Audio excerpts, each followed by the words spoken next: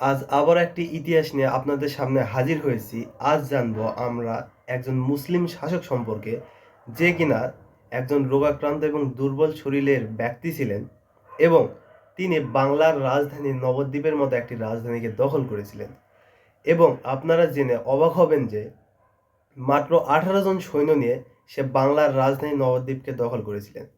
আসলে ঘটনাটা কি সেটা আমরা জানতে চলেছি একটু পরে। হ্যালো গাইস, আমি তন্ময় চক্রবর্তী আছি আপনাদের সামনে।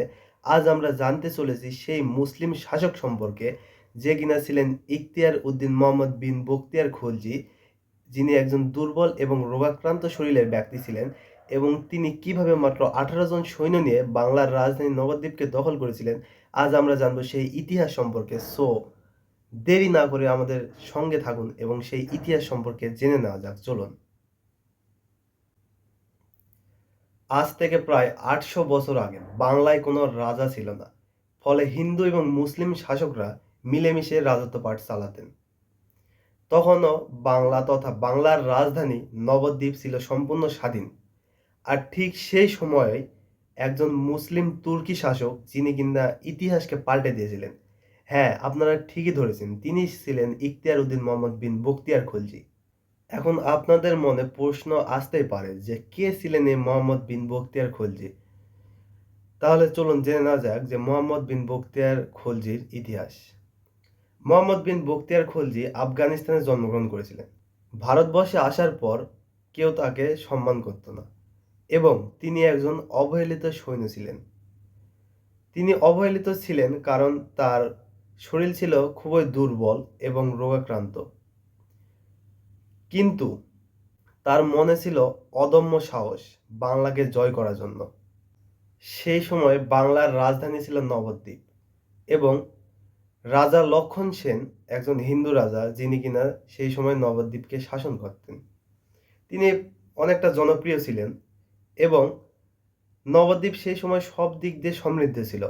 কিন্তু নবদ্বীপে যেসব রাজা সৈন্যরা ছিল তারা খুবই শান্তিপ্রিয় ছিল, ফলে তারা যুদ্ধের জন্য কখনো প্রস্তুত থাকতো না। বখতিয়ার খলজি দুর্বল হলেও সে খুব চালাক ব্যক্তি ছিল। সে জানতো যে রাজপ্রাসাদের সামনে দিয়ে, অর্থাৎ বাংলার রাজধানী নবদ্বীপের সামনে দিয়ে যদি প্রবেশ করা হয় তাহলে কিছুতেই বাংলার রাজধানী নবদ্বীপ দখল করা সম্ভব না। এজন্য সে রাতের আধারে 18 জন সৈন্য নিয়ে ঘন জঙ্গলের মধ্য দিয়ে নবদ্বীপে প্রবেশ করে। রাজা লক্ষণ সেন তখন পুজোয় ব্যস্ত ছিলেন। ঠিক সেই সময়ে ইখতিয়ার উদ্দিন মোহাম্মদ বিন বখতিয়ার খলজি রাজপ্রাসাদে ঢুকে পড়ে এবং রাজা লক্ষণ সেন তার প্রবেশের কথা শুনে সে পালাতে বাধ্য হয় এবং মাত্র কিছুক্ষণের মধ্যেই নবদ্বীপের পতন ঘটে। আর বখতিয়ার খলজি নবদ্বীপ দখলের পরেও, বাংলার রাজধানী নবদ্বীপ দখলের পরেও একে একে অন্যান্য রাজ্য দখল করতে থাকে এবং এভাবে বাংলার মুসলিম শাসনের সূচনা ঘটতে থাকে। আর এভাবেই রাজা লক্ষণ সেন, অর্থাৎ হিন্দু রাজা লক্ষণ সেনকে পরাজিত করার মাধ্যমে ইখতিয়ার উদ্দিন মোহাম্মদ বিন বখতিয়ার খলজি বাংলায় মুসলিম শাসনের সূচনা ঘটে। সো গাইজ, আজকে আমার ভিডিওটা আপনাদের কেমন লাগলো অবশ্যই কমেন্টে জানাবেন এবং ভিডিওটি ভালো লাগলে লাইক দিবেন এবং এরকম ঐতিহাসিক ভিডিও পেতে আপনারা চ্যানেলটি সাবস্ক্রাইব করে রাখবেন। আজ এই পর্যন্তই, দেখা হচ্ছে পরের ভিডিওতে।